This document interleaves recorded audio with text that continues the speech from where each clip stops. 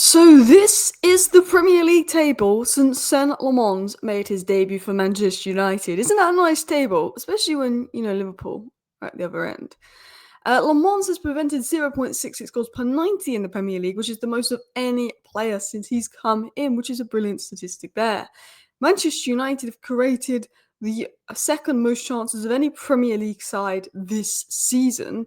The game week 6 table, we could see that Manchester United were down in 14th. Since game week 6, since Lammens has come in, we're top of the league. All across the season, we've created the second most amount of chances.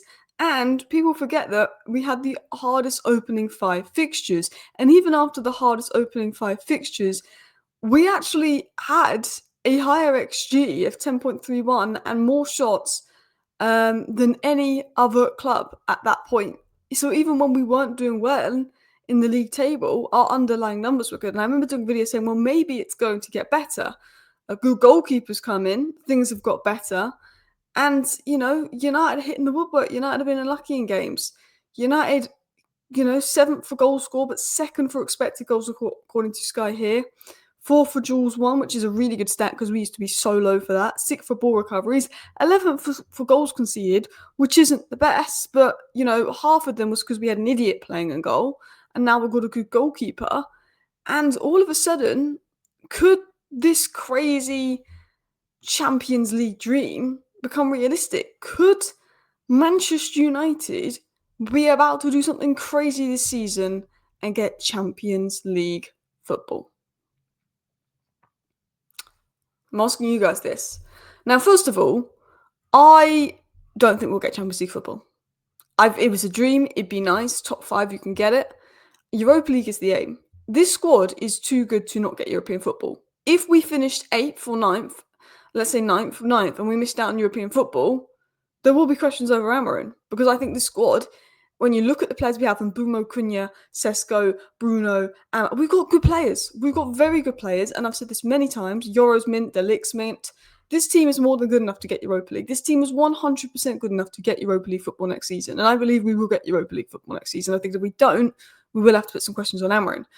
Champions League football, that's a huge step. But all of a sudden, this thing that at the beginning of the season, if someone said United get Champions League football, everyone laughed at. 3 weeks ago, if you said United get Champions League football, everyone was laughing at, is becoming a conversation. How the mood can just change in a couple of weeks is absolutely nuts. I mean, look, all I'm going to say is, since Lammens has come in, we're top of the league. Is this just 3 games that we've won in a row, and we're going to go back to same old United, lose to Forest, lose to Tottenham, and it's going to be Amorim out again, and it's going to be negativity again? Could this just be a little bit of a fluke for Man United? Could it be? That's the worry. That is, of course, the worry. Could this just be a little bit of a fluke? We're getting excited for nothing, and yeah. But look, if we are getting excited for nothing, enjoy the positive periods, because we haven't had many positive periods. Or is this the start of something for Man United?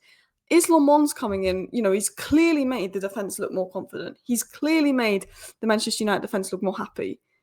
Is Lammens coming in the start of a change? Mbeumo's firing, Cunha's firing, Sesko's looking better and growing into the game. So Lammens is doing well. All 4 signings look to be doing well.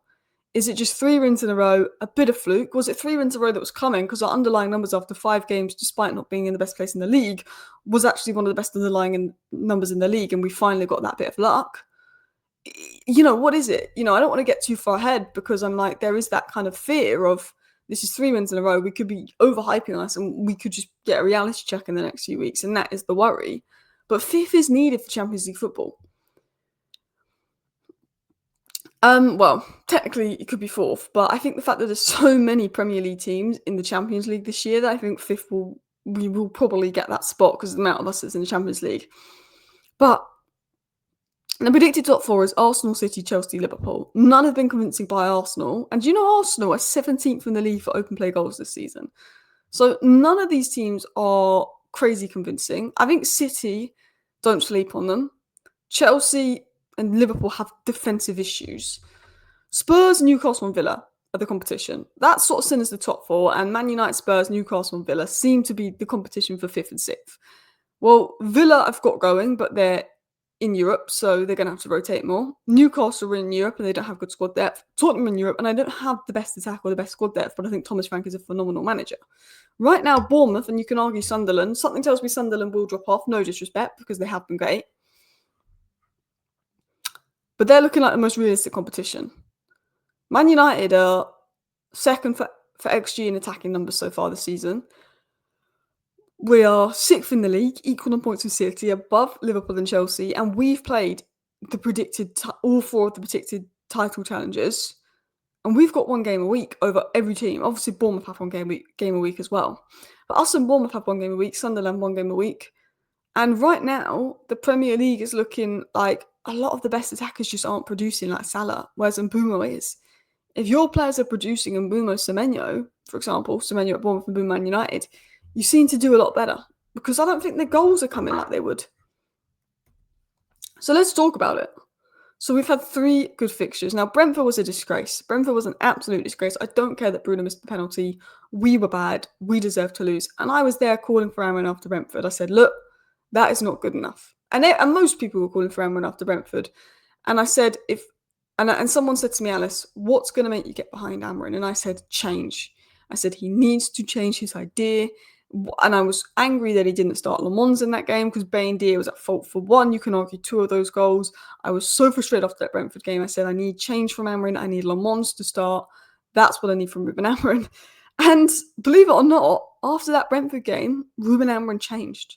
Ruben Amorim changed the way he played versus Sunderland. With Lammens coming in and Sesko, it was a plan B. It was a long ball. And, whether I like plan B or not doesn't matter, but Amorim produced a plan B, and I've been waiting a year for him to produce a plan B, and he finally did. We destroyed Sunderland.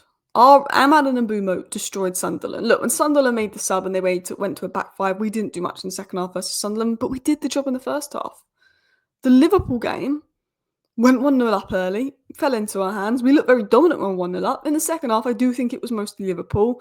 We got a little bit of luck with them hitting the post and scoring against the runner play through Maguire and winning the game. But at the end of the day, we've had no luck this season with Bruno missing 2 penalties. So I feel like we needed a game where the luck was on our side. And that is Liverpool at Anfield. We've not won there in 10 years. We're not expected to win. So that's a huge win.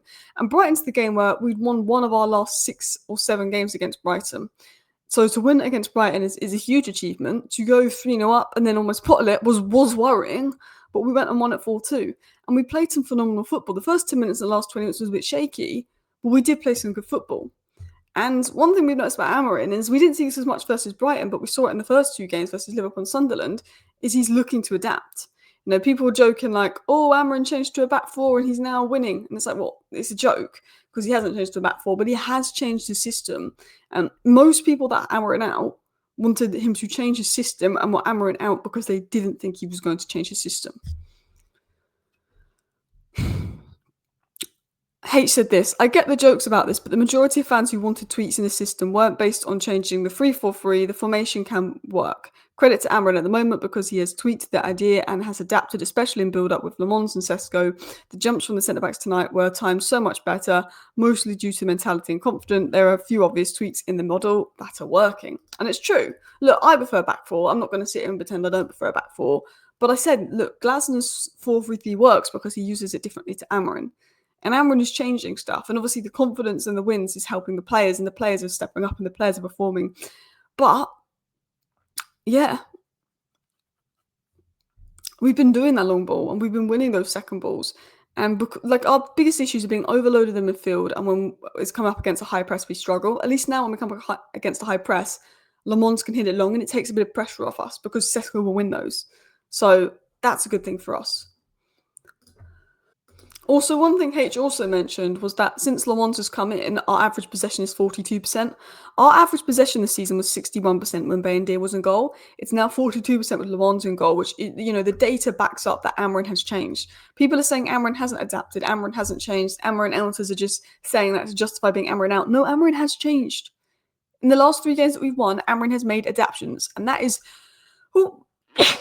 sorry, pardon me, but that is such an important thing.